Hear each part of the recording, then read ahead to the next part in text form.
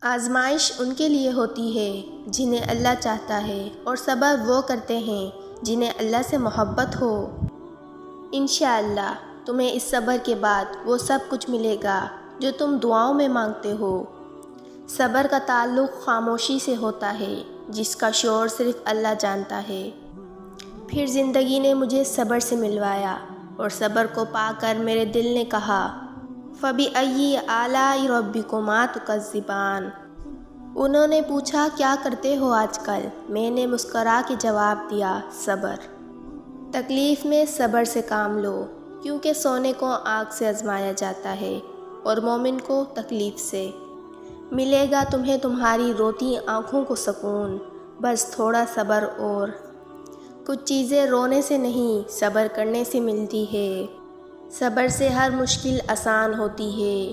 صبر سے رحمت کا انتظار کر، جو چیز تیرے لیے ہے تیرے لیے ہی ہے، اور دیر حکمت پر مبنی ہوتی ہے۔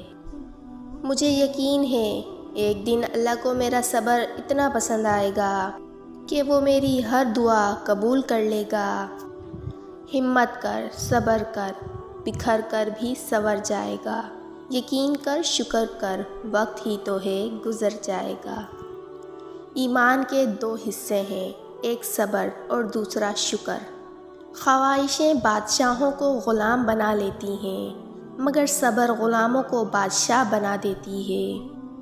اور صبر کے ساتھ شکوے نہیں جڑ سکتے۔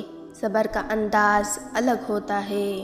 کبھی جو دعاؤں سے نہ مل سکے وہ صبر سے مل جاتا ہے۔ صبر کا دامن نہیں چھوڑنا، وقت بدلے گا، حالات بدلیں گے، دعائیں قبول ہوگی۔ مشکل کے بعد آسانی صرف صبر کرنے والوں کو ملتی ہے۔ یا رب وہ صبر عطا کر دے جس کے بعد کبھی حوصلہ نہ ٹوٹے۔ معجزوں تک پہنچنے کے لیے بار بار صبر کرنا پڑتا ہے۔ ملے گا تمہیں تمہارے ہر درد کا علاج، بس تھوڑا صبر اور۔ صبر کیا ہے؟ لبوں پہ پیاس کی شدت اور ہاتھوں میں وضو کا پانی، اور قدر بڑھ جاتی ہے عرش پر صبر کرنے والوں کی۔